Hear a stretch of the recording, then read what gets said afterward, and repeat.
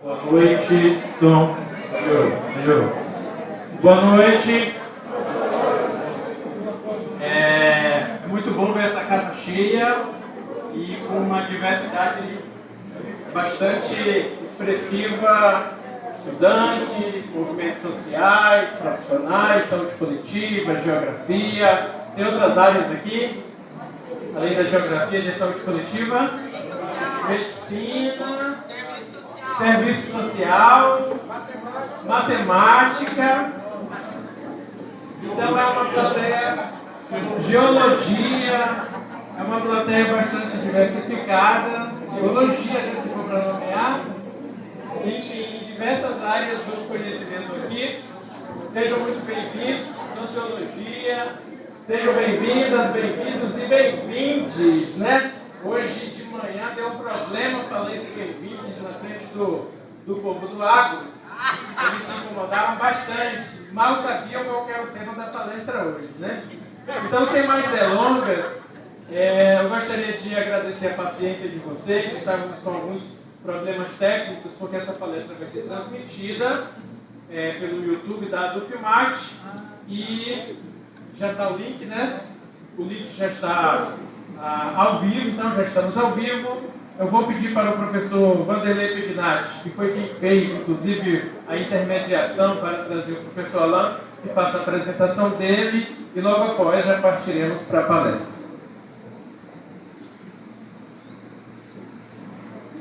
Boa noite a todos. Boa noite.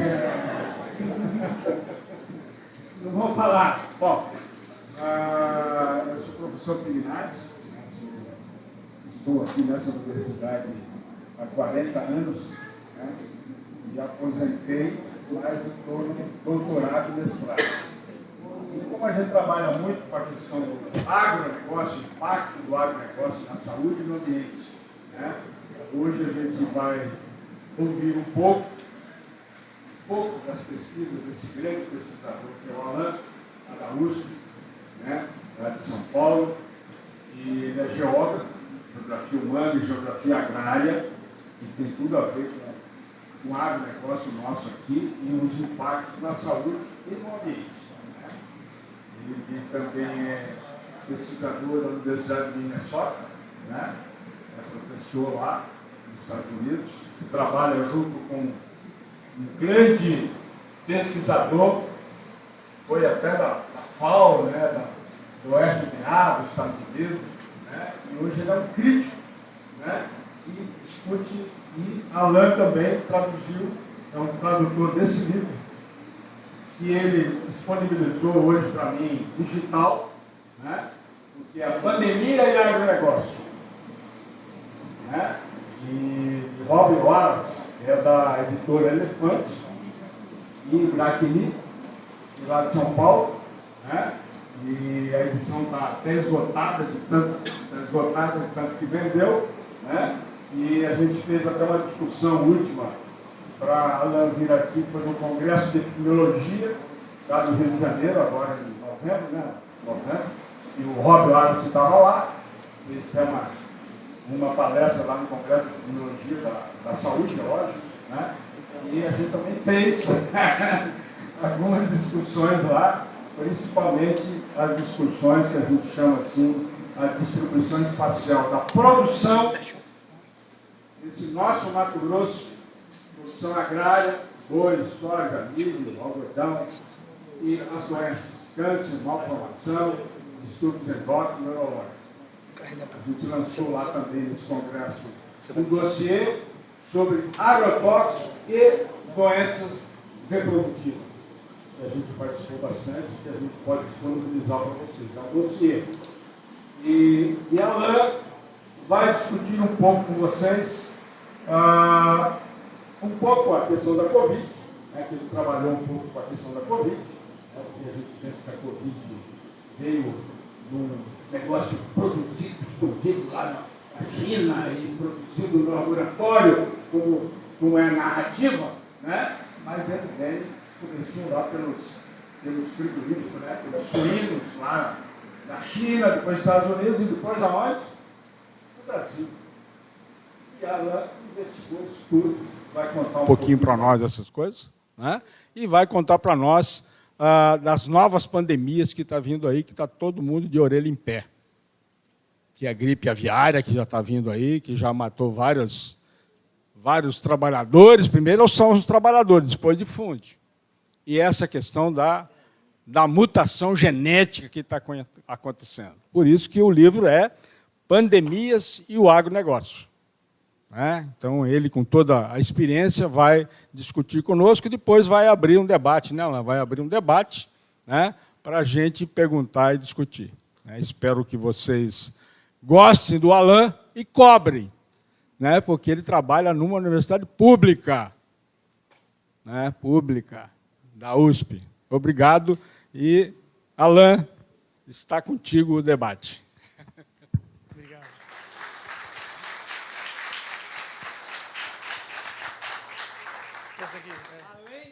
Além do livro, leiam esse Le Monde Diplomatique que Alain organizou, onde chama Como o Agronegócio Provocou a Pandemia, e que ele quase já foi preso pelo agronegócio por causa dessa capa aqui daqui. Né, Alain? Né? Esse aqui. Obrigado. Boa noite, gente. Obrigadíssimo pela presença de todos, todas, todes. É uma alegria para mim estar aqui, principalmente pelo convite do mestre, professor Pignatti, que para mim é uma referência fundamental. A minha passagem por aqui também tem a ver com eu fazer uma entrevista com ele. Então, vocês estão aqui cotidianamente convivendo com o Pignatti, então tem que valorizar essa referência, né? Lá em São Paulo, em Santa Catarina, no Rio. No Rio, foi celebradíssima a apresentação do Pignatti lá no Congresso. Os professores, os pesquisadores mais antigos paravam para ouvir o Pignatti. Então, ouçam o Pignatti. Então, dito isso, eu vou entrar na apresentação aqui. Você vai passando, Marson? Vamos lá.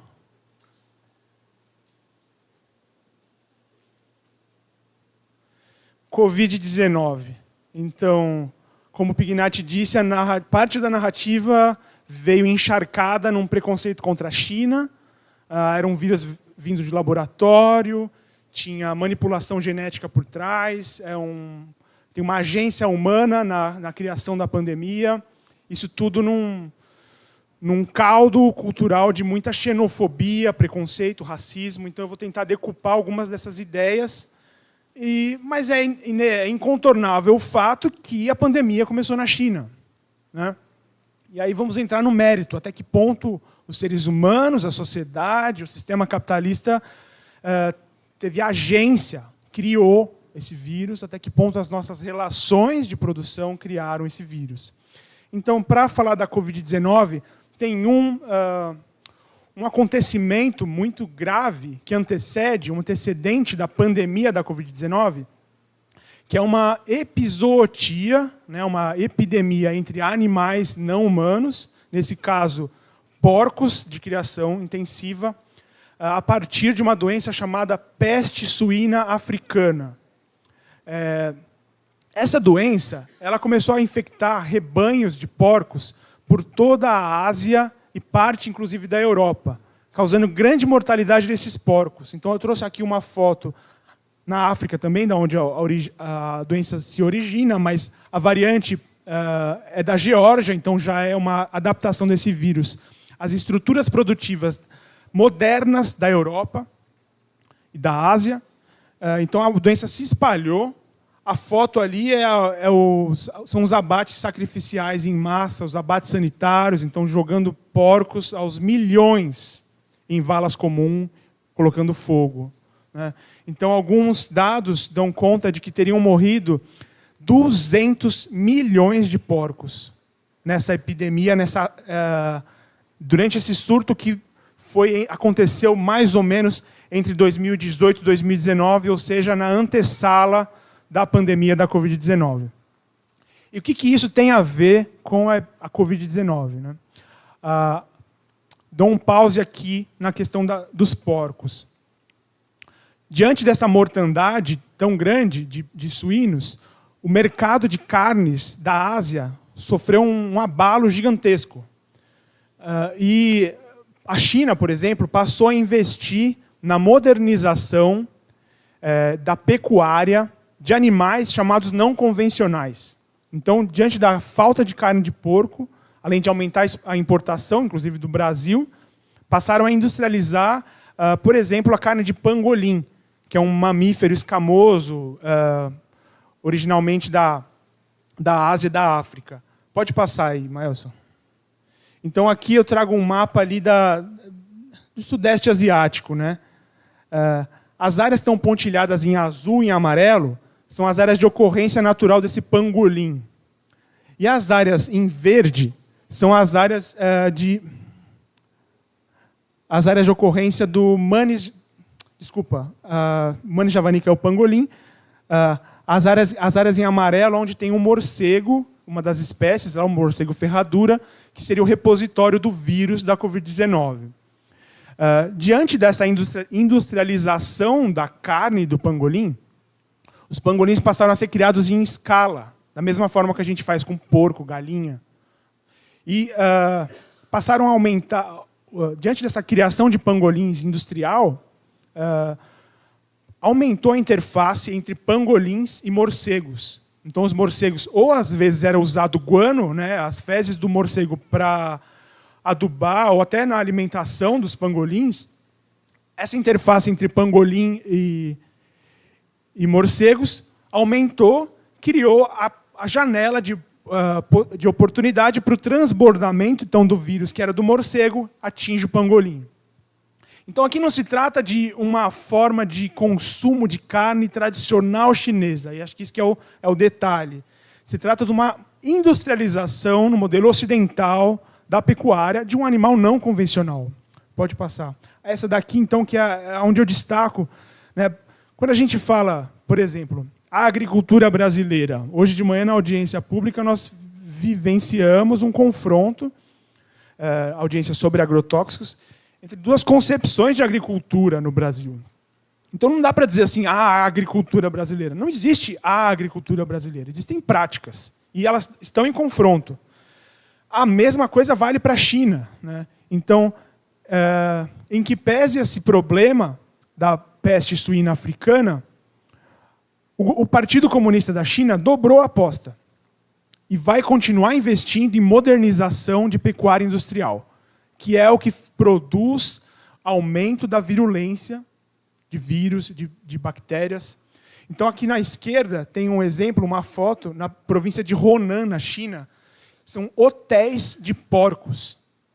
Hotéis de porcos, para criação com estruturas de biossegurança, de controle. Então, isso aqui eu chamo de dobrar a aposta. Esse modelo de criação de animais em escala é o responsável por fazer esse caldo de cozinha, que cozinha lentamente novas epidemias. Só que a China tem as suas tradições agrícolas tradicionais, algumas delas milenares.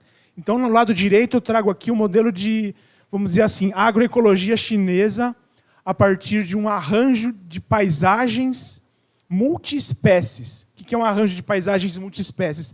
Ali é uma fotografia aérea. Então, é um rio, a curva de um rio, e são terraços, né, são criadas pequenas lagoas. No fundo da lagoa, eles criam peixes. Na borda, se plantam algumas árvores. No fundo, também dá para produzir arroz, amora, né, árvores de amora, bicho da seda na amoreira, e gansos e patos criados ao ar livre, sem gaiola. Isso é um arranjo de paisagem multiespécies. Isso é centenário, tem pelo menos 500 anos na China, e é uma técnica de controle epidemiológico baseado basicamente numa agricultura multiespécies. Um animal controla o outro, um animal consome um inseto. Então, os gansos, para controle de grilo, gafanhoto, há centenas de anos se usa. Você cria o ganso, o pato ao ar livre, eles consomem os gafanhotos. Então, é um controle biológico das pragas, sem necessidade de nenhum insumo químico. E esse confronto está deflagrado na sociedade chinesa. quando eu falo a modernização da pecuária chinesa está acontecendo com os hotéis de porcos, é por cima dessas práticas de agroecologia na China. Então, eu disse tudo isso só para dizer assim, aquele papo de que tem gente fazendo sopa de morcego, não nem começou a falar do problema, né? Então, vamos em diante. É um vídeo de uma agricultora nos Estados Unidos. Eu vou dar um pulo para os Estados Unidos agora, porque, bom, falei bastante da China, e agora eu quero apontar para a origem desse modelo. Esse modelo não nasce na China. A pecuária industrial intensiva não nasce na China, ela nasce nos Estados Unidos, nos anos 20 para os anos 40, então 1920, 1940. E hoje ela está generalizada nos Estados Unidos, da mesma forma como no Brasil. E eu vou trazer um relato de uma moradora de área rural nos Estados Unidos. When it's pea spring, that means it's raw. So that means we are inhaling this stuff when everything is alive. You know, the hog waste, the urine, the antibiotics, the ammonia, everything that's in the lagoon is being released into our atmosphere. So we can't open our windows, we don't open the doors, you know. We're pretty much a prisoner in our own home. And when you do try to go out when he's spraying, you have to hold your breath because it'll take your breath away. It'll make your eyes start watering. You make you start coughing, gagging. You feel like you want to throw up. It makes you angry. You know, you get depressed because no one is listening, and it just doesn't seem to me how someone could believe that they have a right to blow animal waste on another human being. Que inclusive nós fizemos uma discussão na Jura aqui, né, Pignatti, há uns 4 anos atrás. Esse documentário é muito interessante. Pode passar, mas mostra na região, principalmente na região sul dos Estados Unidos, é muito comum essa criação de porcos em escala, né? É dali que surge esse modelo. Então aqui é uma fotografia aérea, são os galpões ali de engorda dos porcos, e ao lado tem uma lagoa anaeróbica, onde são depositados os dejetos, né, de fezes. E essas fezes são tratadas e com uma mangueira, com caminhões, pipa de fezes, eles passam na plantação de milho, de soja, usando isso como adubo, né? E eu ouvi relatos aqui em Santa Catarina, no Brasil, de coisa semelhante, de pessoas que, principalmente em Santa Catarina e Paraná, que são polos de produção de suínos, as pessoas não saem de casa, né, porque eles estão, na verdade, cercados por cidades de porcos. Tem um livro muito interessante, ainda não está disponível em português, mas se chama Porcópolis. Né? Ele defende a ideia de que, na verdade, a gente já inverteu a lógica de porcos e seres humanos. Na verdade, nós estamos passando a viver em função dos porcos. As grandes cidades são as cidades dos porcos. Essas cidades. Pode voltar um? Por que eu estou falando dos porcos agora nos Estados Unidos? Primeiro, o modelo nasce lá. O modelo não é chinês. A China entra em franco processo de modernização, abraça esse modelo, assim como o agro faz no Brasil. Vocês vão lembrar que em 2008 teve uma pandemia no Brasil de gripe suína. Gripe que veio dos porcos, de criação em escala. Esse vírus da gripe suína, que é uma variante da influenza, da gripe H1N1, é uma recombinação de vírus de aves, da onde vem o vírus da influenza originalmente, vírus humanos e o vírus acomodado nos porcos. Né? E apesar da gente ter a notícia de que essa pandemia da gripe suína começou no México, e de novo, as narrativas não dão conta da história inteira, os estudos de história genética do vírus mostram que, na verdade, veio de uma fazenda no condado de Sampson, nos Estados Unidos, esse vírus. Então, justamente na criação em escala de animais, é que esse vírus encontrou a oportunidade de emergir. E o que mais que eu tenho para dizer dos Estados Unidos? Esse é um mapa de um epidemiologista recém-falecido, muito interessante, dos Estados Unidos, chamado Steve Wing. E ele trabalha com a noção de racismo ambiental. Né? E o que ele mostra nesse mapa? Os pontos pretinhos são as operações de engorda industriais de porcos. Quanto mais vermelho é a cor no fundo, maior a porcentagem de pessoas escravizadas no século XIX. Esse é o chamado cinturão negro nos Estados Unidos. Então, as fazendas escravocratas de produção de algodão, quem já viu aí 12 anos de escravidão, os filmes sobre a escravidão nos Estados Unidos, ficavam nesses lugares. E hoje é a população preta e latina que está sujeita à poluição ambiental dessas grandes instalações de engorda de porcos. Então, a gente fala de um racismo ambiental.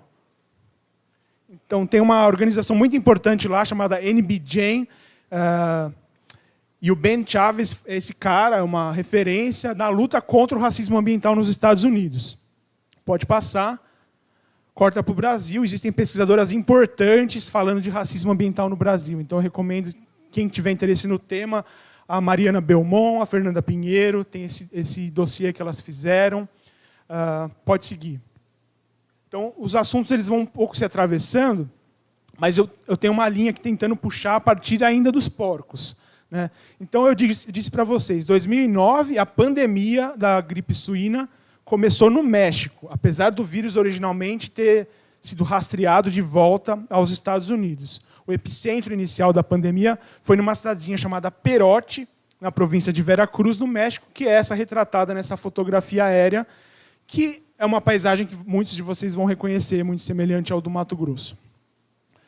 Pivôs centrais de irrigação, produção de milho, produção de soja, galpões de engorda em escala de frangos, de porcos, e uma pequena cidadezinha ali, apartada no pé da montanha.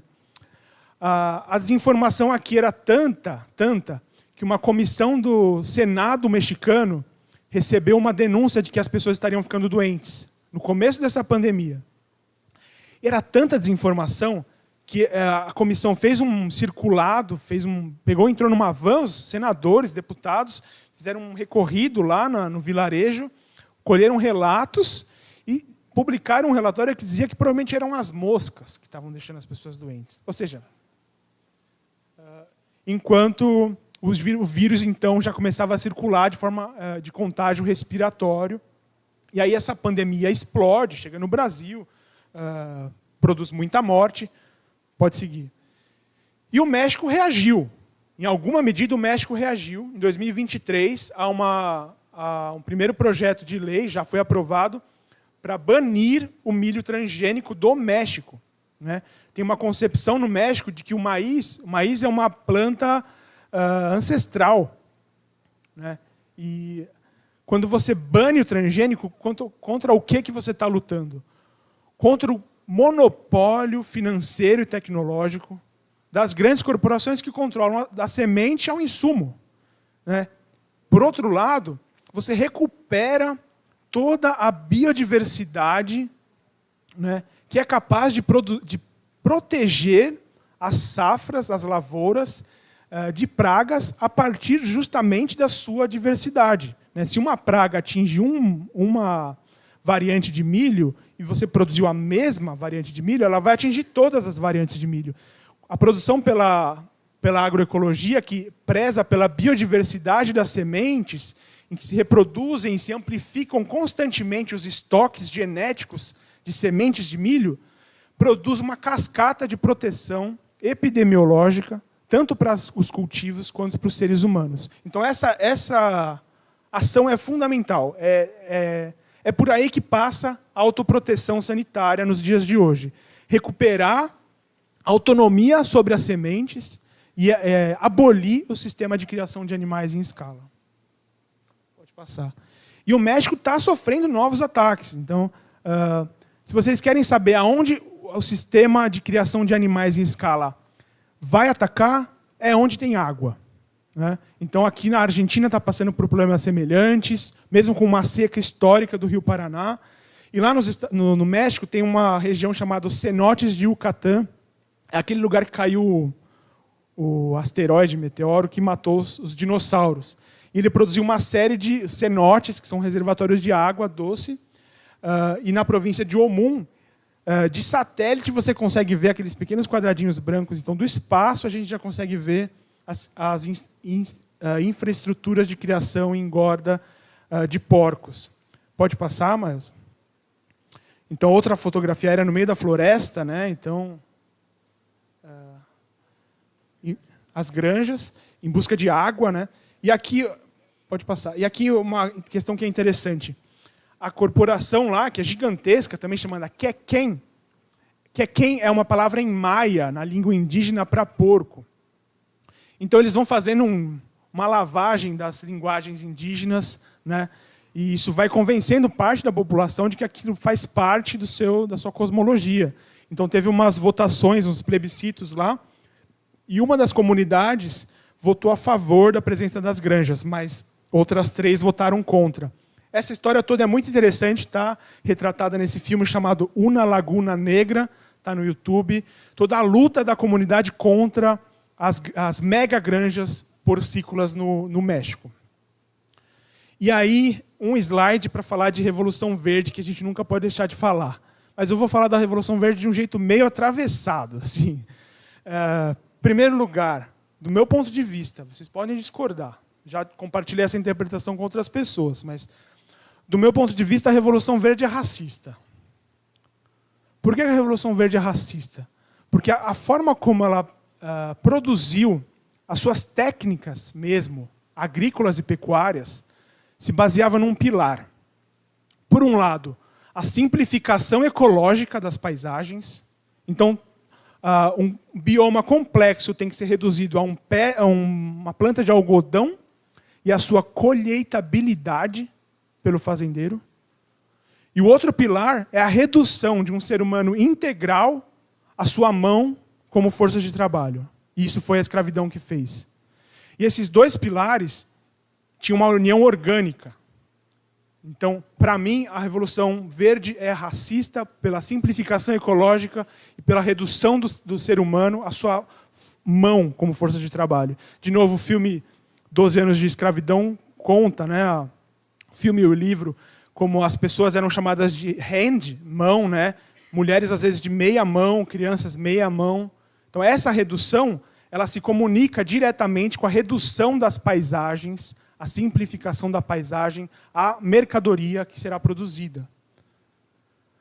Segundo, são 3 pontos sobre a Revolução Verde que eu queria dividir com vocês. Esse é o primeiro. O segundo é, a Revolução Verde depende da eugenia. O que é eugenia? Não sei se todo mundo sabe. Eugenia é uma tentativa de controle genético a partir da raça. É o que o nazismo fez. É uma concepção que acredita que haveria uma raça humana superior, as demais raças deveriam ser controladas, evitadas de reproduzir. Né? É como se você estivesse fazendo um melhoramento genético do plantio do milho, do algodão, para a gente. Acontece que a Revolução Verde nos Estados Unidos nasce dentro das sociedades de eugenia. Que o Hitler vai olhar para os Estados Unidos depois e falar, olha que coisa interessante. O Hitler aprende eugenia com o agro dos Estados Unidos, nos anos 10, 20. Eu trouxe uma foto, a segunda foto está muito pequena ali, mas as feiras do agro nos Estados Unidos nos anos 10, imagina o Expo Agro do Kansas, em 1910. O que tinha lá? A excrescência que tinha é que a sociedade de eugenia montava um palco chamado Famílias Adequadas, a placa. E eles identificavam famílias brancas que fossem interpretadas como o melhor material genético da comunidade. E a família simplesmente subia no palco e se apresentava. Olha a excrescência. Né? Então, e não é por acaso que eu estou falando disso, é porque é desse paradigma da eugenia que vem o paradigma do melhoramento genético a partir da simplificação biológica da Revolução Verde. Então, meu segundo ponto, a Revolução Verde é eugenista. Meu terceiro ponto, a Revolução Verde é patriarcal, ela é machista. E aí, eu vou trazer uma pesquisinha para comentar sobre isso. Pode voltar. Tem um cara ali, de terno branco, com uma galinha, né? Na origem do agronegócio, da avicultura, no Brasil foi muito semelhante aos Estados Unidos. A criação de galinha, em geral, era uma atividade complementar e reprodutória em sítios, fazendas, em diversos arranjos territoriais. E em muitas ocasiões era uma função reprodutiva, não estou dizendo natural, era uma função delegada às mulheres criar as galinhas. Isso faz parte já de uma divisão do trabalho que é machista. Não estou passando um pano para isso. Mas o que acontece depois é pior.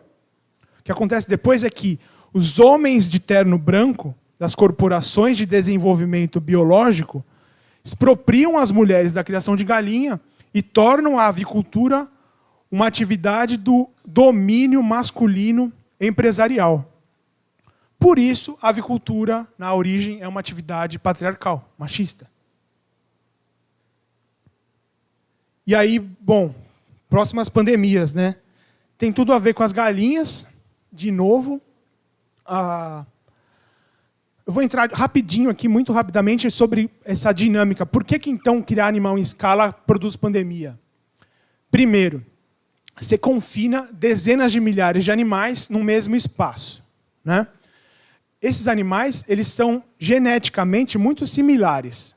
Porque mais ou menos como o cara da soja, que já não tem a semente da soja, compra lá da Schaffer a semente, o criador de galinha não fica reproduzindo pintinho e com galinha poedeira. Ele aluga, na verdade, as galinhas que são das corporações, fazem a engorda e devolve para o abate. Quem faz a reprodução desses pintinhos são corporações das matrizes. E é um agronegócio, né? Eles estão em busca sempre de incremento de produtividade, então a galinha tem que converter ração em carne o mais rápido possível, em 20, 25 dias já tem que estar pronto para o abate. Então tem uma seleção genética, que significa na prática que esses animais são quase iguais, similares geneticamente. Se um fica doente, todo mundo fica doente. A outra questão, em condições outras, por exemplo, um bando de patos ao ar livre, se um animal fica doente, ele não vai... eventualmente, um animal pega uma doença um vírus um pouco mais letal, ele morre, a doença não se espalha para o bando inteiro. Mas isso por causa da diversidade genética do bando desses animais. E nas criações de escala, há também uma depressão imunológica desses animais, uso intensivo de antibióticos, etc.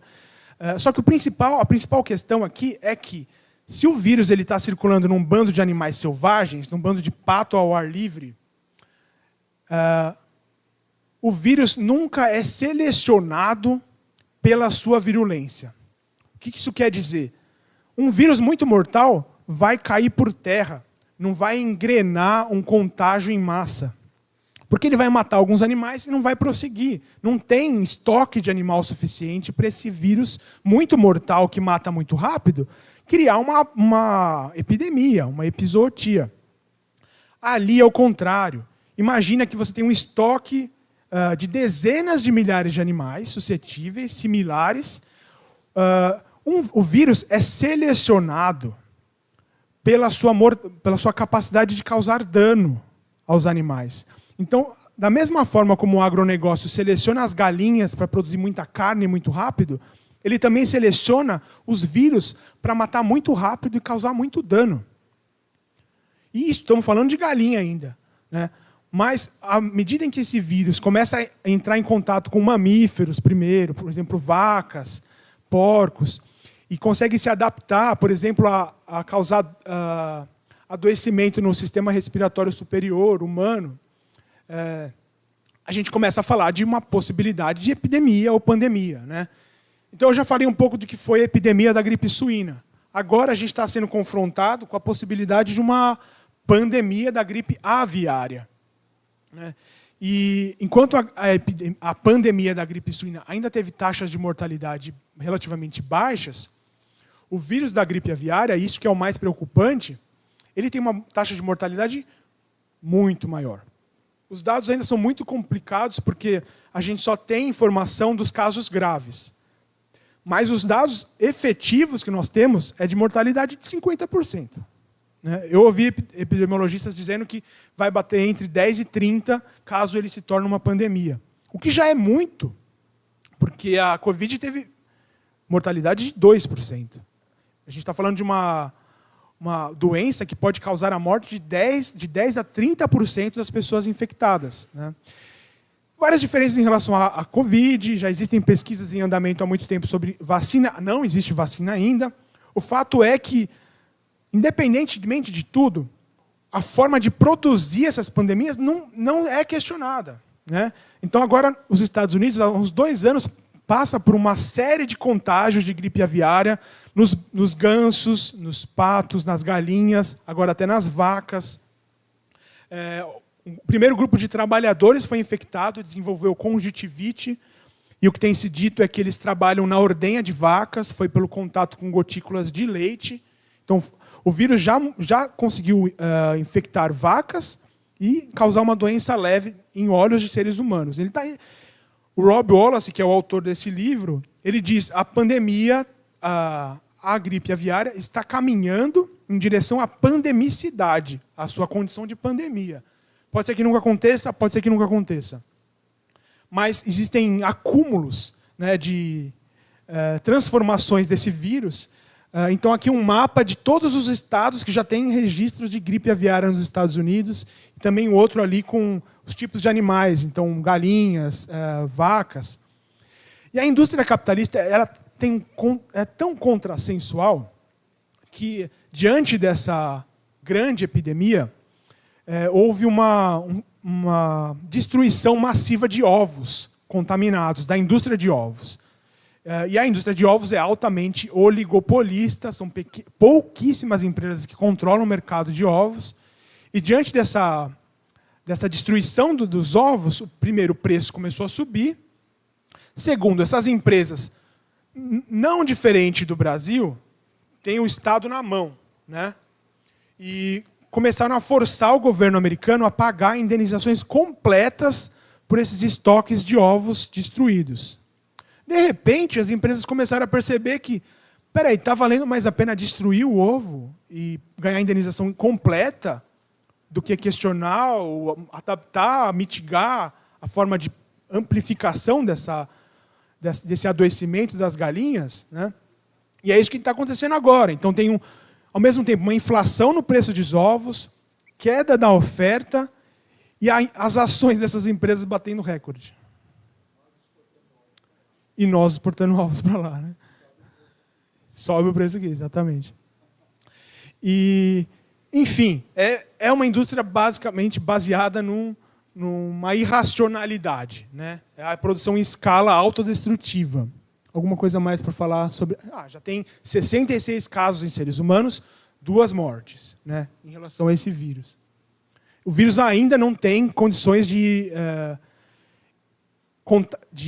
infectar de maneira a produzir um contágio continuado. Que quer dizer que uma pessoa que contraiu o vírus não foi capaz de passar para outra, que seria o problema. E aí sim é para ficar muito alerta, né? Pode passar mais. E eu vou voltar de novo para a China para falar de mais uma coisa que tem a ver com o Pantanal.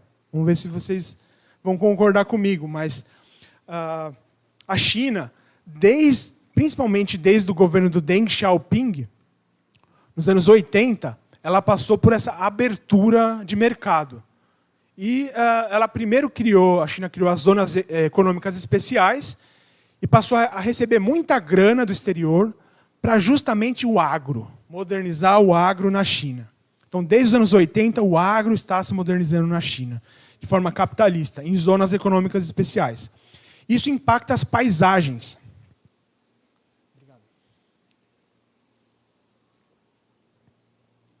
Um exemplo que eu acho extraordinário, esse é o Rio das Pérolas, é o delta do Rio das Pérolas, é um rio que vem de dentro da China continental e dá em frente a Hong Kong. E é um rio importantíssimo da China, com uma área alagada enorme. E é nessa área que as aves silvestres viviam, né? Faziam pousio, migravam. E o agro avançou sobre as áreas alagadas e começou a aterrar, criar bancos de terra e substituir áreas alagáveis por área de plantação ou criação de animal em escala. Então, essas duas imagens, no intervalo de 30 anos, mostram o quanto de área do delta do rio que encolheu. Então, com o aterramento do rio, a produção de terra arável e para a produção de animais, as aves perderam a área de pousio. Bom, se eu fosse um pato, eu ia procurar ração na fábrica de milho, no silo de milho. Né? O cara aterra o delta, perde a área de pousio dos patos e gansos e constrói um silo gigantesco de grãos ali. O que acontece? Os animais se adaptam a se alimentar das infraestruturas das fazendas e começam a conviver de forma mais próxima com justamente galpões de dezenas de animais criados em escala. Foi isso que criou a interface para os vírus que originalmente eram só de animais silvestres encontrarem nos galpões de galinhas, de patos em escala, o espaço para desenvolver a sua virulência e aí então caminhar em direção à sua evolução que hoje nos preocupa tanto. Mas hoje, pode passar, hoje esse é o mapa global da gripe aviária. Tem milhares de casos e é no mundo inteiro, Europa, Japão, Estados Unidos, Brasil, América Latina, África, Oceania.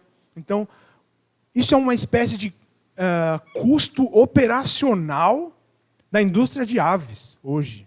A taxa de mortalidade é custo operacional da indústria de aves. Né?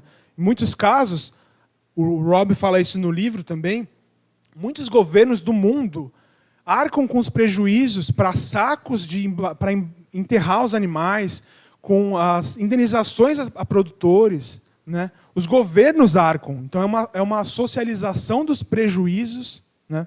E uma privatização dos lucros em detrimento completo da saúde coletiva de humanos ou outros animais. Né? Pode passar. Aqui um outro exemplo rápido de outra doença que tem uma relação com a dinâmica de desflorestamento. Né? Então, uma imagem da África ocidental, então a região ali da Guiné, Costa do Marfim. E nos últimos 50 anos, essa região que é de floresta foi muito desmatada. Né? E para dar lugar às palmeiras lá que produzem o óleo, né, o óleo de palma, que é um ingrediente básico da indústria de alimentos ultraprocessados. Qualquer negocinho que você for pegar, assim, que é tranqueira mesmo, tipo, vai até chocolate, mas tudo, se você for olhar nos ingredientes, tem óleo de palma. Óleo de palma é um ingrediente fundamental da indústria de alimentos ultraprocessados. E a corrida para a produção em monocultura de óleo de palma aconteceu primeiro aqui e na Indonésia. O que ela causou aqui? Ebola, só isso. Seguidas epidemias de ebola. Por quê? A ebola, assim como a Covid, é um vírus que encontra o seu repositório natural em morcegos. Imagina o seguinte cenário. Os morcegos estão lá espalhados na floresta. Você desmata tudo. Planta um monte de palmeira.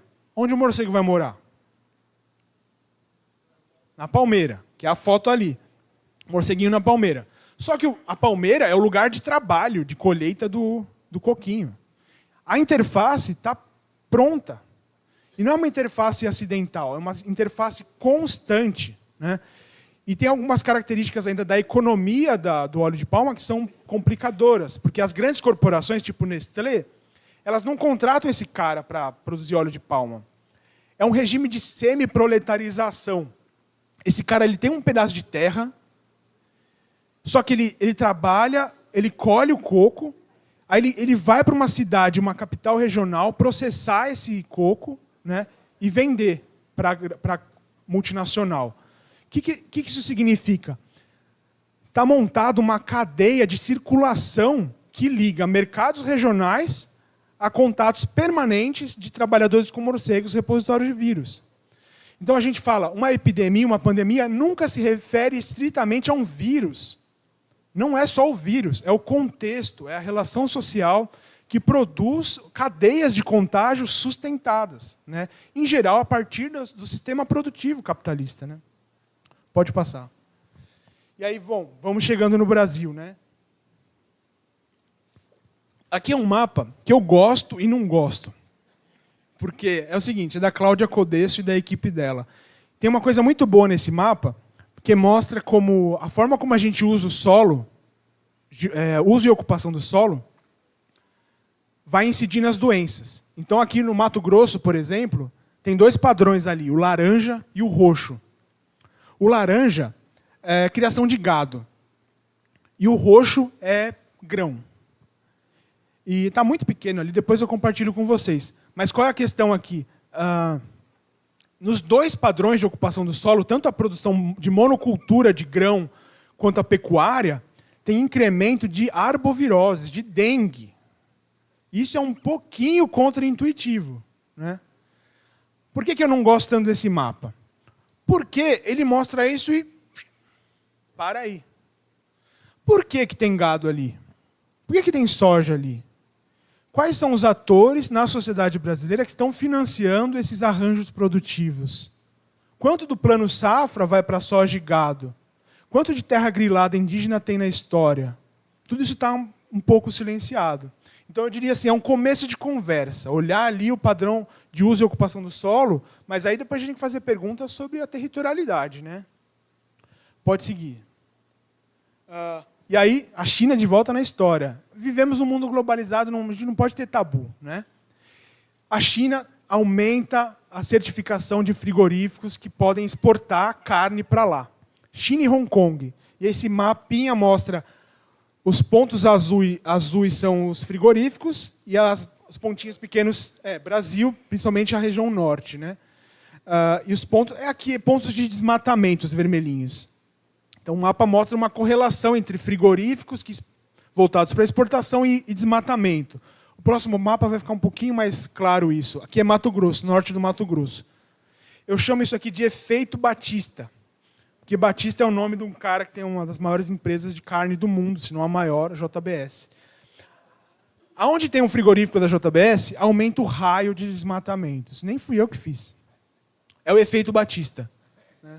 E ali o pontilhado amarelo mostra a área de compra potencial do frigorífico. E as manchas vermelhas, o desmatamento, as queimadas. Aqui, queimadas. Então tem uma correlação entre aonde está sendo queimado, se aquela é uma área que você pode produzir gado que a JBS vai comprar de você. Então tem uma sobreposição, é efeito mesmo Batista. Pode passar? E eu dei esse nome, efeito Batista, depois eu vou dizer por quê. Mas achei que era agora, depois eu volto a isso. E aí os trabalhadores de frigoríficos são outro elo dessa cadeia de adoecimentos. E estão sujeitos a uma série de adoecimentos. Desde os adoecimentos osteomusculares, musculoesqueléticos, né? É um esforço repetitivo gigantesco, num ritmo insano. Para vocês terem ideia, um dado, o cara ou a mulher que faz a filetagem do frango faz 120 movimentos por minuto. Né? Isso leva à lesão imediatamente, né? Muito pouco tempo leva à lesão. O documentário Carne e Osso, né, mostra nas imagens da fábrica mesmo as pessoas trabalhando nesse ritmo insano. E durante a Covid-19, várias organizações, sindicatos, federações fizeram protestos que tinha como lema, que eles colocavam na faixa, a carne mais barata do frigorífico é a carne do trabalhador. Para falar mesmo desse desprezo, né, que os frigoríficos têm pelos trabalhadores. E eles se vestiam de frango, faziam uma provocação, assim, colocavam um pessoal na cadeira de rodas para falar dos que estavam acidentados, né? E iam para a frente da Bolsa de Valores, né? Protestar em direção ao mercado de capitais, né? Há muito investimento público e privado nessas corporações. Um exemplo rápido. Vocês sabiam que o Banco do Brasil tem um sistema de aposentadoria próprio? E é muita grana que fica ali meio que parada, que vai pagar a aposentadoria futura desses trabalhadores do Banco do Brasil. Chama fundo de pensão isso. O fundo de pensão, por muito tempo, pegou essa grana e enfiou na BRF, que é a atual Sadia e Perdigão. Vocês acham que os trabalhadores do Banco do Brasil sabem que o dinheiro deles está sendo investido nesse sistema? Não, né? Petrobras, a mesma coisa. O fundo da Petrobras investido em JBS, BRF. O próprio BNDES foi acionista, é acionista ainda da JBS, e fazia empréstimos a juros subsidiados. Então a gente fala, é um uso patrimonialista do Estado, né? O uso do Estado por corporações privadas. 2 exemplos do Mato Grosso e a pandemia. Aqui na Marfrig de Várzea Grande, surtos de Covid em massa e inclusive morte de trabalhadores. O ambiente de frigorífico é muito propício para contágio por doenças infectocontagiosas respiratórias. Ambiente fechado, sem circulação de ar, aglomeração de gente. Tem lugar que tem 300, 400 pessoas no mesmo turno. Até pode ser que usem máscara, mas depois vai todo mundo para o refeitório comer junto. É um inferno. Diante de uma situação de epidemia... Tem 2 plantas ali da JBS. Uma de frango, que abate 120 mil frangos por dia, tem 1.500 trabalhadores, e outra de boi, que abate 1.000 boi por dia, né, que também 1.500 trabalhadores. Ou seja, são muitos trabalhadores. Eu costumo falar assim, é como se você tivesse uma família de 1.000 pessoas. Imagina como você faz isolamento social, se a sua família tem 1.000 pessoas. Então, a minha posição, inclusive dentro do observatório da Fiocruz, sempre foi, diante de epidemias de doença respiratória, os frigoríficos têm que fechar. Eles são inimitigáveis. É impossível controlar epidemia respiratória em ambiente de frigorífico. E na Colíder, rapidinho só, a JBS e a cidade de Colíder, a JBS tinha 12 vezes mais casos do que a cidade. Então a gente fala, os frigoríficos também são super espacializadores de contágio. Não é só o trabalhador, é toda a comunidade do entorno e muitas vezes a microrregião também é impactada por contágio a partir dos frigoríficos. Pode passar. Aqui um mapa que eu fiz, ainda nem está publicado, mas é mais uma dimensão do adoecimento de trabalhadores de frigoríficos, e vocês veem que está ruim de ver ali, mas tem vários casos no Mato Grosso. Aqui eu estou destacando a intoxicação química pelo gás amônia. O gás amônia é o gás usado para refrigeração das plantas de frigoríficos. E por uma série de razões que eu não vou entrar muito no mérito, mas que se resumem à negligência das empresas, cada vez mais trabalhadores têm sido expostos a essa intoxicação, que ela pode ser letal, e vários trabalhadores já morreram. Então, só no estado do Mato Grosso já tem intoxicações por amônia nos municípios de Lucas, Confresa, Várzea Grande, Nova Mutum, Alta Floresta, Matupá, Araputanga, Nova Marilândia, Paranatinga, Pontes, Lacerda, Juruena e Pedra Preta. Então, é uma situação realmente epidêmica, né? E a gente tem feito algumas atividades, inclusive em abril vai ter uma atividade novamente em Brasília, já teve uma mês passado, envolvendo as confederações de trabalhadores, Ministério do Trabalho. É uma das frentes que o observatório que eu atuo está trabalhando. E por que eu chamava o efeito de desmatamento de efeito Batista? Por causa desse outro efeito aqui, que foi um outro pesquisador que inventou, chamado efeito Sinclair. E esse é um pouco mais funesto ainda, porque o Sinclair escreveu um livro, em 1906 mais ou menos, sobre os frigoríficos de Chicago, nos Estados Unidos, que é da onde surge o modelo de frigorífico. E chama The Jungle, né, a selva, o frigorífico lá. E é muita violência, o livro é interessantíssimo. É um grupo de trabalhadores do leste europeu trabalhando no frigorífico de boi, lá em Chicago. E esse pesquisador recentemente chamou de efeito Sinclair, o que ele identificou como um incremento nos índices de violência no entorno de frigoríficos. Então, olha o que ele achou. Lugares que têm frigorífico nos Estados Unidos aumentam prisões por crimes violentos, prisões por estupro e prisões por outros crimes sexuais. Qualquer relação com o sofrimento e a morte industrializada de animais não é mera coincidência, né? Então, até os militantes de direitos animais costumam destacar que a morte infligida propositalmente a animais, em geral, está associada com outras violências na sociedade, violência de gênero, né? E assim por diante. Então, o sofrimento industrial de animais está relacionado à violência. Crimes com faca, por exemplo. É uma banalização inaudita da morte, né? E isso impacta a violência no território inteiro dos Estados Unidos. Os índices de crime mudam se você mora perto de um frigorífico ou não. Pode passar. E aí, rapidinho, algumas questões para pensar o Mato Grosso, alguns vírus, né? famílias de vírus. Os arenavírus e os hantavírus são vírus transmitidos por roedores. Aqui eu estou falando mais de contextos de possíveis epidemias localizadas, né? Eu destaquei aqui um trabalho da professora da Unicamp, a dona Alísio Cordeiro, né? Trabalha bastante com a hantavirose. E eu tive esse debate com ela lá no Unicamp. Também acho muito interessante o trabalho dela, mas acho que a gente tem que dar alguns passos. Por que é interessante o trabalho da dona Alísio Cordeiro? Porque ela encontra aqui um achado, né? Qual é o achado dela? Está acontecendo alguma coisa estranha com os roedores, que eles estão se descontrolando. Eles estão aumentando o número, né, de indivíduos no momento que não era para aumentar, porque é a época de seca. A época de seca não é para estar reproduzindo tanto roedor assim.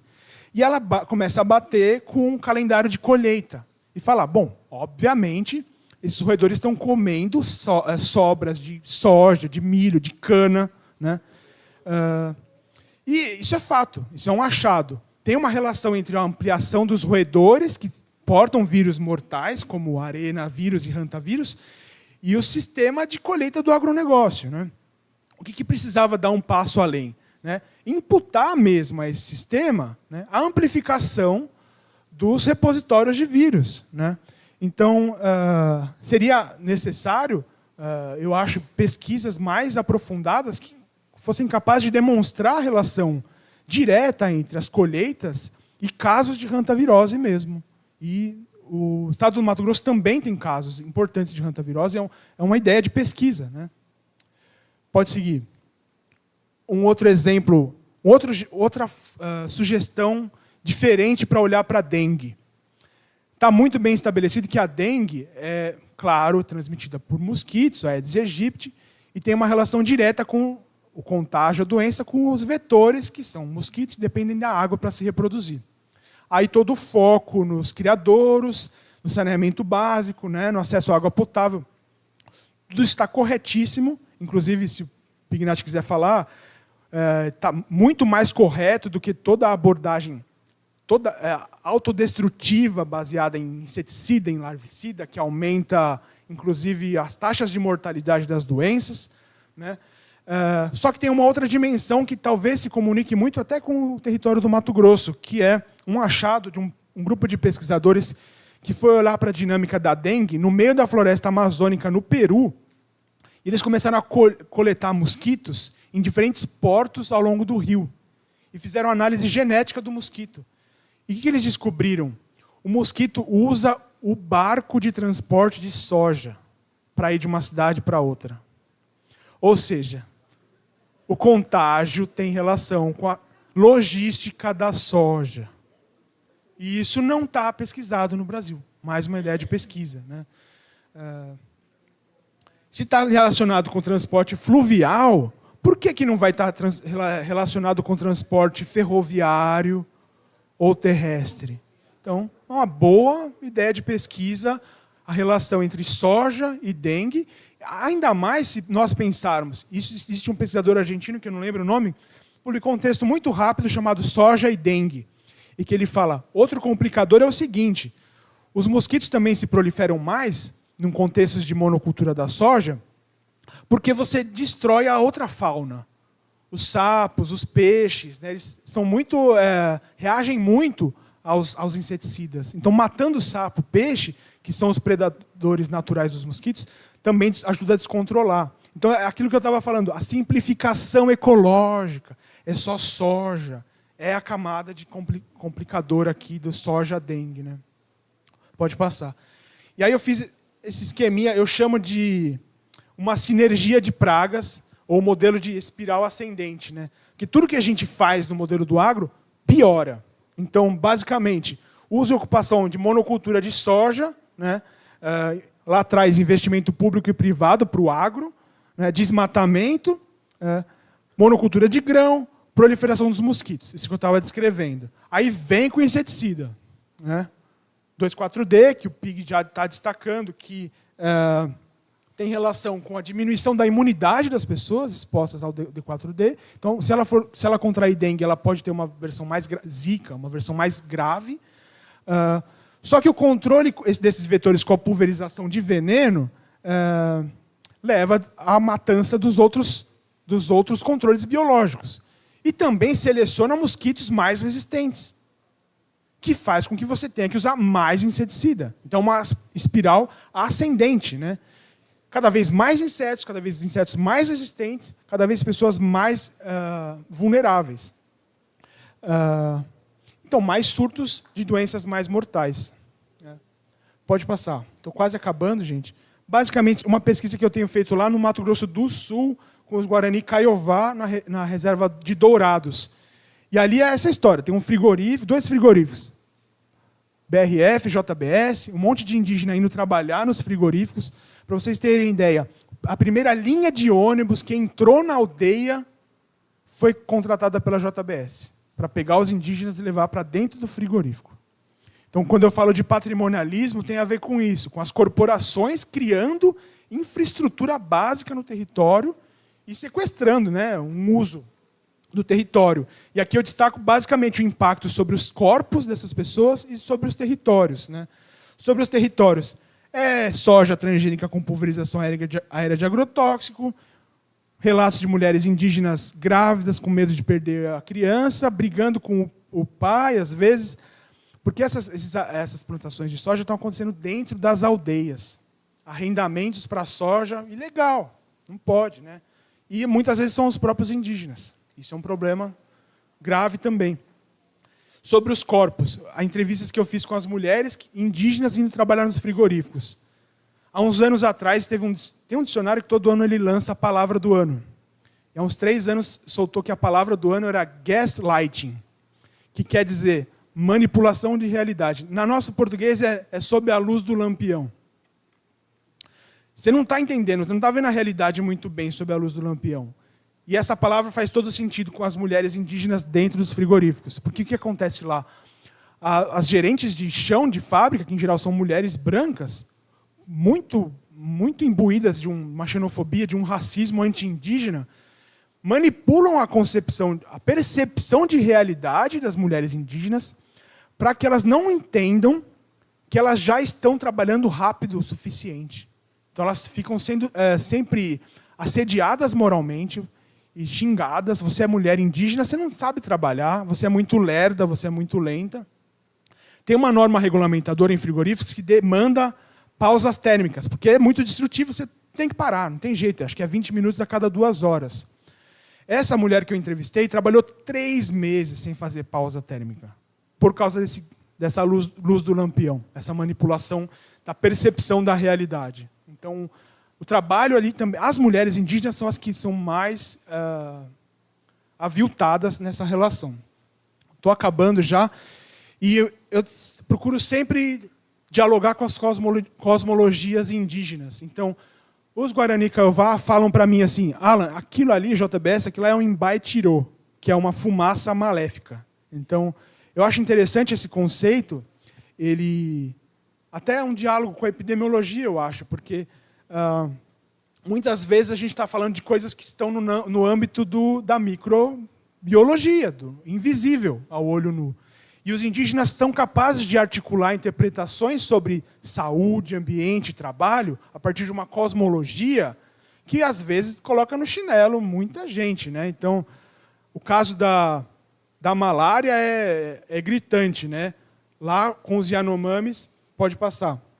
Com os Yanomamis, eles chamam de chauara, né? O adoecimento. Né? E chauara é a doença do metal.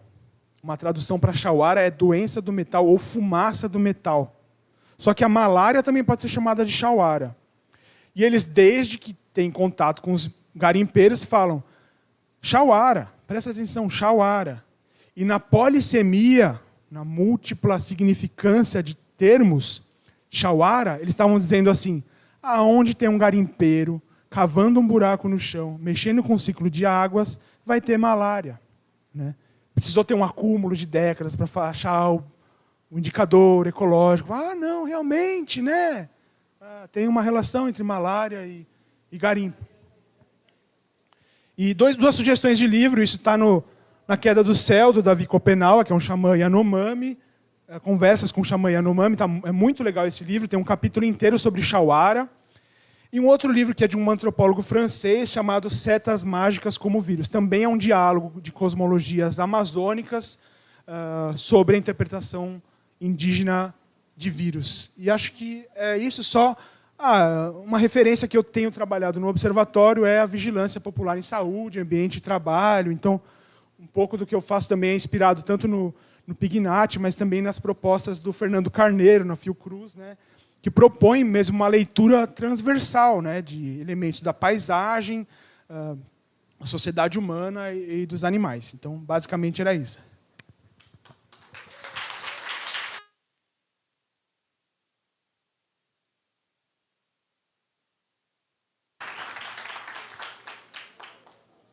Fica muito evidente a relação entre geografia e saúde coletiva, né? Não precisa dizer mais nada, já está todo mundo doutrinado aqui que esse casamento já tem rendido muitos frutos. Agora a gente abre para o debate. Quem gostaria de fazer perguntas ou comentários? O microfone... Ele pega aqui, pode deixar. Então, eu vou caminhando, vocês não precisam vir aqui, eu posso levar o microfone. Quem começa?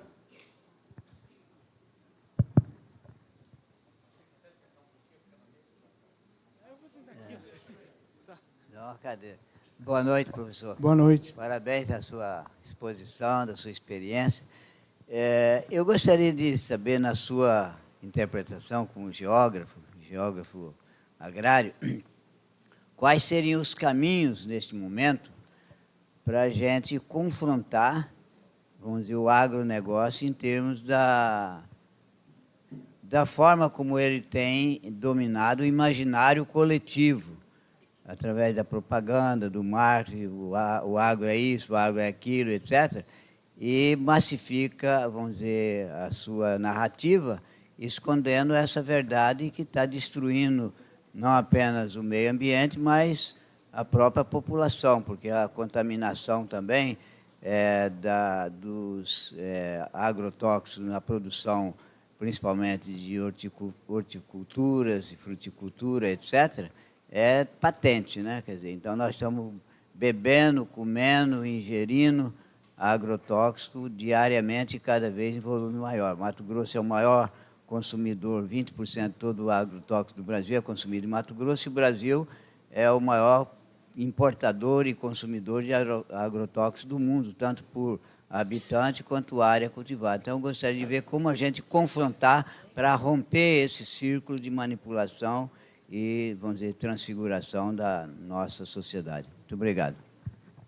Eu sou professor aqui, aposentado há 30 anos. Como você chama? Joacir da Silva. Joacir. Obrigado, Joacir, pela questão. Vou compartilhar o meu ponto de vista, né? Eu acho que essa luta ela é muito desigual, né? A luta da propaganda. Então, a primeira questão que eu penso é que ela não pode se dar nos mesmos termos. A gente não tem o maquinário para confrontar pela propaganda, pela produção industrial de ideologia, como eu faço. Eu trabalho com coletivos. E eu acho que é necessário uma convivência, é necessário estar junto, dividindo alguma dimensão concreta da vida, né, para que surja espaço para a elaboração mental também de alguma outra visão. Vários lugares que eu passei falando dessas reflexões, as pessoas falam, nossa, mas a gente está aqui na universidade, a gente produz informação. E as pessoas não querem ouvir. Hoje de manhã foi um exemplo claro disso, na Assembleia. Existe um bloqueio, uma parte da sociedade está realmente em estado de negação, né? E eu estava compartilhando com a professora até uma interpretação. Eu acho que nós vivemos uma situação muito complicada, que é uma mistura de líderes sociopatas, né? Pessoas que têm posição de liderança na sociedade, que defendem concepções de sociedade que são sacrificiais para as pessoas se matando em nome daquela ideologia de sacrifício. E, por outro lado, a forma como as pessoas vivem, tão desconectadas umas das outras, né? A monetarização, a mercantilização da vida, do meu ponto de vista, produz pessoas eticamente danificadas. Eu tenho essa concepção. vivemos uma sociedade eticamente danificada. E o que eu acho que faz contraponto ao dano ético?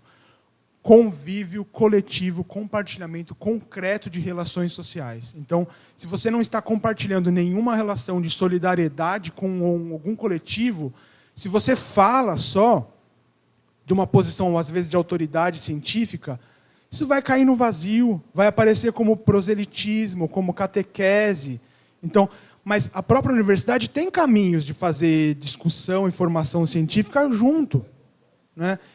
É uma possibilidade. Um dos tripés da universidade pública brasileira é a extensão universitária. A extensão é o lugar onde a universidade está fora dela, onde ela pode estar em diálogo com iniciativas da sociedade civil, né? Então, o meu ponto de vista é esse, tem que ter relações, não pode ser só uma coisa do altar, porque nós estamos num momento em que já tem uma resistência à narrativa científica, né? Tem uma resistência à narrativa científica em pessoas que estão eticamente danificadas. O que eu quero dizer com eticamente danificadas? Quer dizer que são pessoas que têm uma frieza para com o próprio eu, um desprezo para com o próprio eu, uma frieza, um desprezo para com a vida alheia, né? A gente viu isso na pandemia. Isso não acabou com o fim da pandemia. Então, enquanto a gente não conseguir enfrentar, recuperar uma ética de estar no mundo juntos, não tem fala, né? Tem relação, eu acho. Então, a construção de coletividade é que pode reavivar uma ética do coletivo. Uma inscrição ali. Vamos propor, caso haja mais inscrições, uma ordem de 3 perguntas, aí você responde. Boa noite, meu nome é Marcos Rendel, eu sou do Serviço Social do 5º semestre.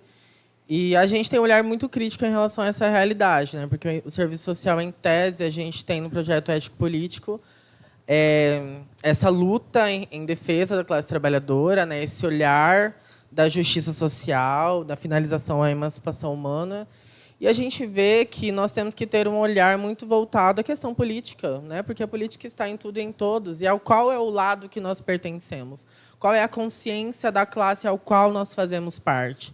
Então, essa ideia dos agrotóxicos, ela é para agradar uma elite, ela é para agradar um lado específico, de uma cor específica, de uma etnia específica, que está em um status quo específico. Então, é entender as expressões da questão social, que circunda as ideias que definem as diretrizes sociais na sociedade. Quem está definindo isso? Então, vamos falar, sim, sobre a reforma agrária. Vamos falar, sim, em união da classe trabalhadora em prol de um objetivo em comum, que é a finalização da emancipação humana, é o estado de bem-estar social, é algo que viabilize a qualidade de vida do trabalhador. Então, essas vertentes são de muito interesse para que nós passamos para a sociedade de uma maneira em que eles entendam onde eles estão. Porque esse é o ponto, a gente adequar a nossa linguagem, a nossa comunicação, para que a população entenda, sem essa soberba intelectual que muitas vezes nos perseguem, enquanto acadêmicos, produtores de ciência, né, que a gente está na academia para aprender, mas a gente precisa que a nossa comunicação acesse as bases da sociedade, acesse a população de uma maneira em que eles entendam a importância da gente falar sobre isso e a união por um objetivo em comum. É isso.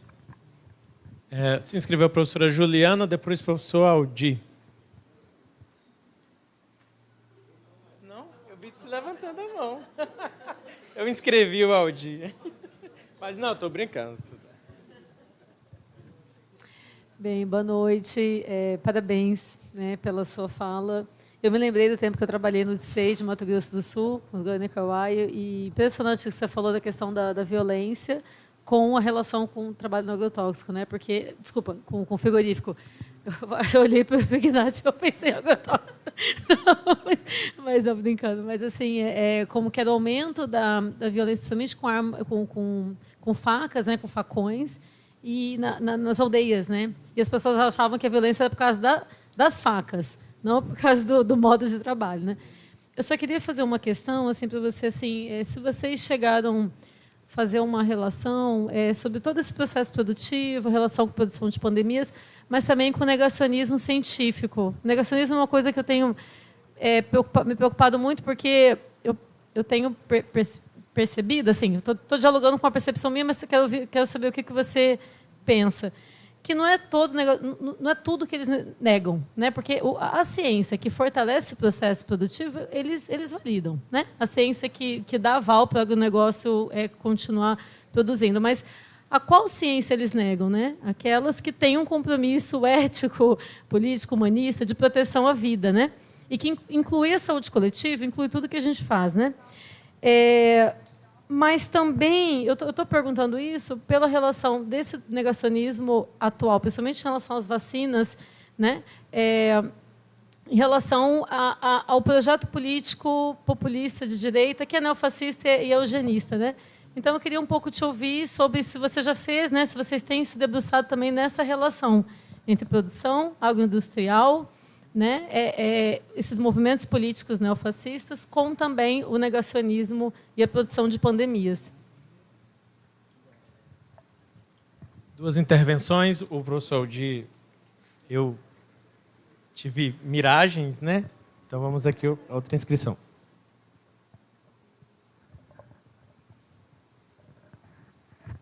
Meus cumprimentos, eu sou geógrafo e meu ponto de vista, o seu João, vamos falar sobre buscar soluções para tudo isso, né? Hoje a gente vê os grandes empresários, os grandes agricultores preocupados já em enviar seus filhos para estudar, para se formar, para vir ajudar eles no caso da produção.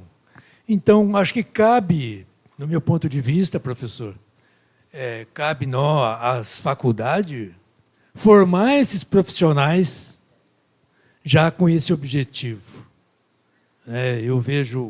Eu tenho um neto em Sinop, que é garoto, uma fazenda está pagando o curso de técnico agrícola para ele trabalhar na fazenda. Claro que ele vai chegar um engenheiro agrônomo no futuro. O senhor acha que é por aí que nós podemos chegar, professor? Isto, a universidade, ela estender mais, né? Preparar, formar esses profissionais que no futuro pode transformar a agricultura, né? Muito obrigado. Aproveitar e fazer um comentário, né? Da contradição que é a nossa universidade. A UFMT, ela tem muita pesquisa a partir do paradigma do agronegócio, sobre agrotóxicos, sobre quase tudo que se produz, para não dizer tudo, né? Para respeitar alguns colegas que talvez sejam contra-hegemônicos, no programa de pós-graduação de agricultura tropical e outros que se tenham por aí, ele parte dessa mentalidade, dessa racionalidade do agronegócio. E enquanto a agroecologia não chega nem perto a quantidade de investimentos. Isso produz, no plano material, a aparência de que, de fato, só se pode produzir com agrotóxicos na lógica do agronegócio. Mas eu gosto de fazer uma comparação. Você tem duas plantas.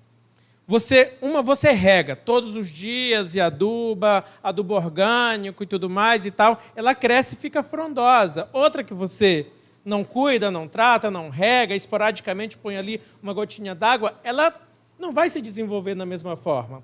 Como que o Brasil não investe em agroecologia? Com a tecnologia que nós temos hoje, agroecológica, a gente já faz muita coisa. O MST, temos aqui militantes do MST, não relatei no início, né? A gente produz muito. Imagine se você tivesse centros tecnológicos de pesquisa em sistemas agroflorestais, em agroecologia, que é o paradigma do que você apresentou no início, né? Se você puder desenvolver também, acho que indo um pouco no caminho do que ele estava falando. Obrigado, Márcio. Vou passar rapidinho, então, pelas questões do Marcos, primeiro, do serviço social. Saiu, então, depois a gente comenta. A Juliana, né, que falou da questão do negacionismo.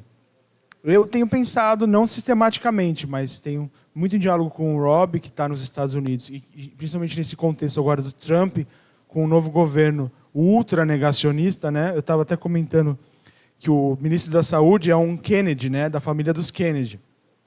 E a piada maldosa que estão fazendo, o Kennedy foi morto por um tiro, né?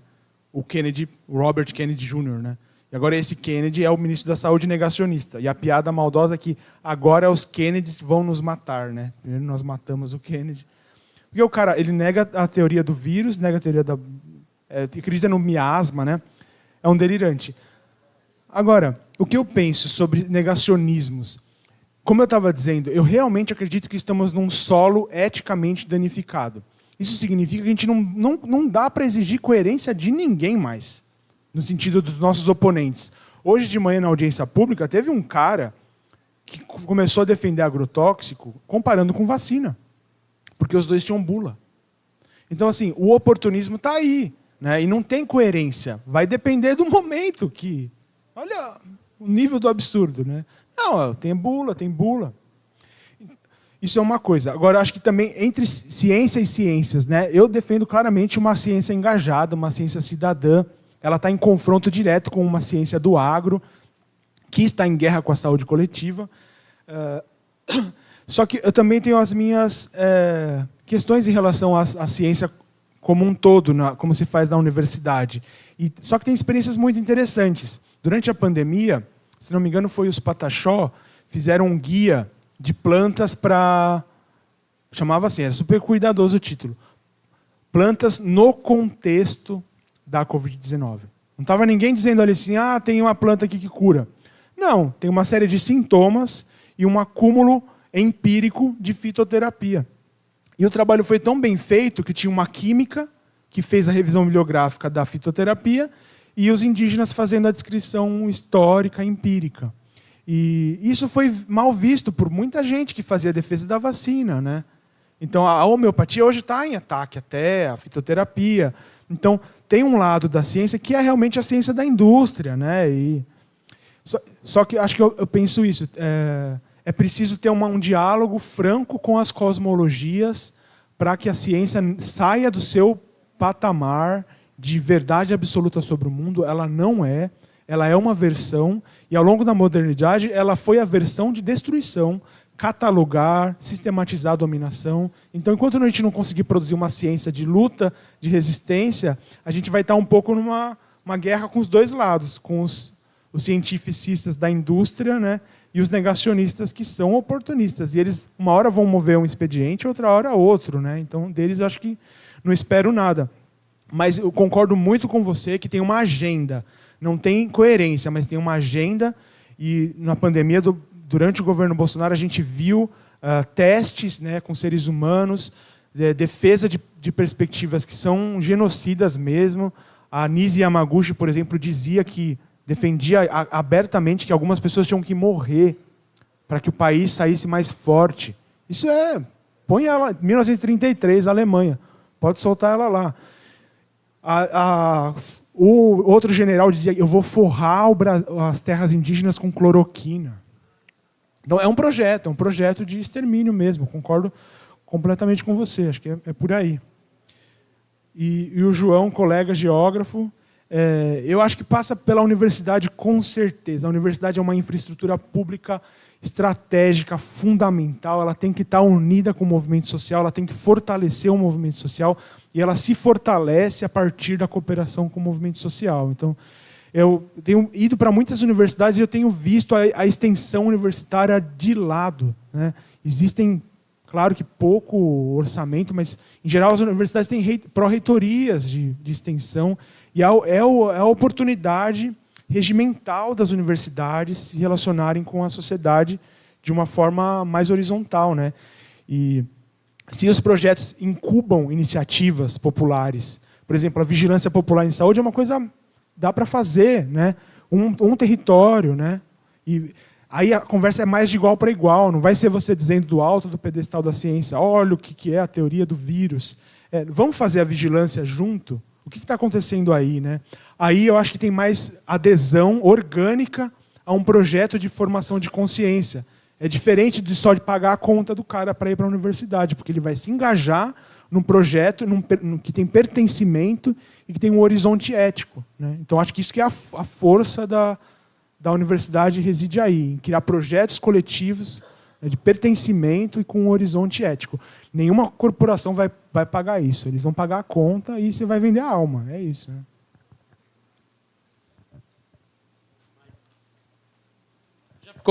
Já ficou claro, né? Quem quer certificação, ali tem um QR Code para vocês se inscreverem. Professor Domingues. Bem, vamos ser mais realistas em relação à universidade e a negacionismo. Isso não é de hoje. Vou recordar que há mais ou menos 25 anos atrás, havia, não sei como é que está agora, um negócio chamado Associação Bíblica Universitária, aqui dentro. E eles fizeram, onde tem um restaurante universitário, tem uma praça, e eles transformaram aquilo num cemitério. Quem eram as lápides? Newton, Einstein, Planck, etc. e tal. Tocada por um professor daqui, que inclusive foi diretor da Fundação de Apoio à Pesquisa. Veja, não é de agora. Se nós lembrarmos como que era a agronomia, que com todas as críticas que ela tinha, ela era bem menos ruim do que está agora. Porque ela começou negando um ponto de partida fundamental. A agricultura é a cultura do agro. Negócio não é para o agro. Inclusive, não dá para falar em agroecologia, porque se você não entender a lógica de ecologia, economia e a territorialidade. Soa mal, inclusive, no ouvido dos demais. E hoje a gente não tem mais isso daqui. Isso não acontece. Ao contrário, a universidade não só não forma, ela no máximo informa, mas informa a serviço da indústria química. Eu sou de uma área terrível, geologia. Ganha do agronegócio. Mais ainda, inclusive financeiramente falando. Tá certo? Já, tirando a conta petróleo, que daí estouraria tudo, dos quase 3 trilhões aí do orçamento do Brasil, aproximadamente 30% é da indústria mineral. É muita grana que está por detrás, inclusive escondido nesse jogo da indústria 4.0. Tá certo? Que sem isso não vai para frente coisa nenhuma. Né? E aí a gente ainda tem, a meu ver, mais um outro problema. Há um fundo americano, que me foge o nome agora, de professores, e o PAC, um negócio assim, com aproximadamente 500 bilhões de dólares em caixa. Eles já compraram quase 250 mil hectares de terra, aqui, Mato Pi, etc. e tal. E tem cooptado professores, inclusive daqui da universidade. Leva ele para fazer um curso lá na Pindaíba do MIT, e MIT virou moda.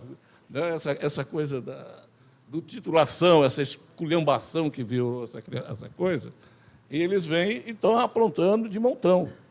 Você não tem mais alunos na agronomia como era antes. Os alunos da agronomia eram os que mais puxavam a briga aqui, inclusive, no nosso caso. Sumiu. E está tudo relacionado a isso.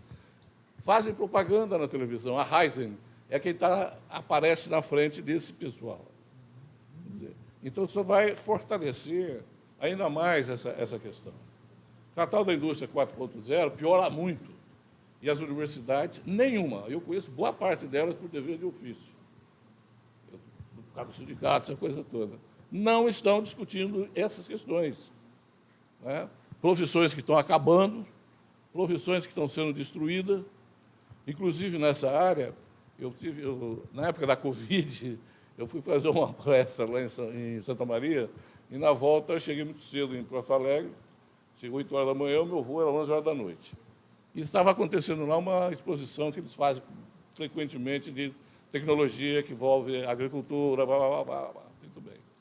Veja, nos 2 primeiros estandes que eu entrei, de empresa suíça e francesa, uma era vendendo pacotes para a criação de gado leiteiro. Um veterinário tomando conta de 15 mil cabeças. Sem ninguém no campo. Detalhe, sem ninguém no campo. Só com chips, etc. e tal, e mais aquelas barbáries de remédios e coisas que eles estavam usando. Mesma coisa para gado de corte, que pega essa encrenca toda. Então, isso que você está falando da dificuldade, ela é muito maior do que a gente está imaginando, se considerarmos essas situações que vêm acontecendo. não é? E num momento onde não tem uma saída. A anomia é geral e a gente está diante, não é de uma revolução, a meu ver, tecnológica, é um problema civilizacional. Aonde vamos? A quarta revolução industrial coloca isso pesado. Mas abre a possibilidade também. Agora, para fazer isso, não dá para uma universidade ficar querendo formar empreendedorista, coisas do tipo. Essas barbáries que estão fazendo. Né? E, nessas últimas semanas, tem saído denúncias fortíssimas das empresas químicas que têm comprado professores e pesquisadores. A última, semana passada, foi de que a Pfizer tinha comprado médicos para vender os remédios da Pfizer. Saiu nos jornais, etc. E tal. Quer dizer, então é um problema para lá de ética, é uma revolução civilizacional que a gente tinha que encarar mais fortemente de frente, a meu ver. Obrigado, professor Domingues. Alguém mais tem pergunta, comentário? Então, vamos passar para o professor Alain para responder também as suas considerações finais. Você que procura... Veja só a questão dos povos indígenas, né? Até porque é da minha área. Nós temos uma usina nuclear numa área que tem sismicidade 5, 6, Angra dos Reis, que os índios já conheciam, né? O nome da praia é Itaorna. Itaorna é terra podre. Tá certo? Você está falando ali. Como que você chama mesmo? Domingues. Obrigado, Domingues, pelos comentários muito interessantes. Realmente, a gente abordou mais hoje aqui o agro, né? Mas no quadro mais amplo, a gente poderia chamar de neoextrativismo, que inclui petróleo, gás, né? Fracking, né? Minério, né? Mas o próprio agro trabalha com uma concepção extrativista, né? No sentido da extração dos nutrientes do solo, com reposição química, né? Então, o quadro geral é de neoextrativismo, né? E o outro lado, acho que também é interessante notar, como você comentou, dos fundos de pensão dos Estados Unidos, tem a TIA, né? Que é a TIA, né? Que faz especulação fundiária a rodo no Brasil, então no Mato Piba, comprando terra, expropriando camponês, né? Tem uma dimensão que é importante, que é a financiarização da terra, né? E é uma luta que a gente tem também, né?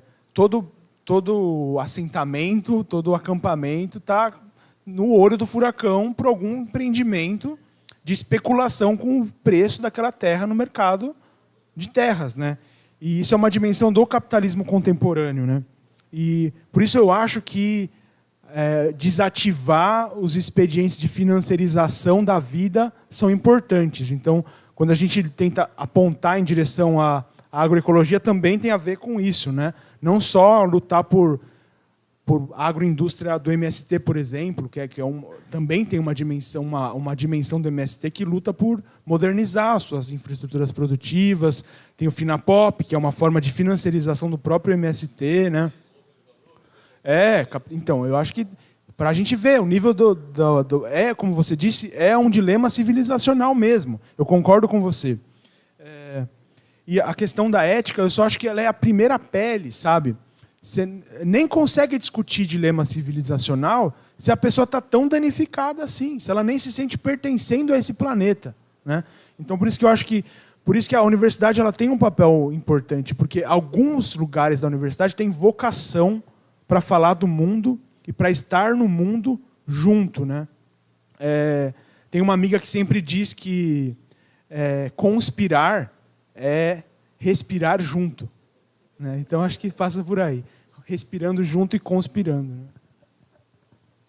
Acho que era isso que eu tinha para dividir com vocês. Obrigado pela atenção, estou à disposição e foi um prazer estar aqui com vocês. É uma honra estar com gente que não está danificada eticamente, que está interessada em tornar esse mundo um lugar habitável. É isso aí.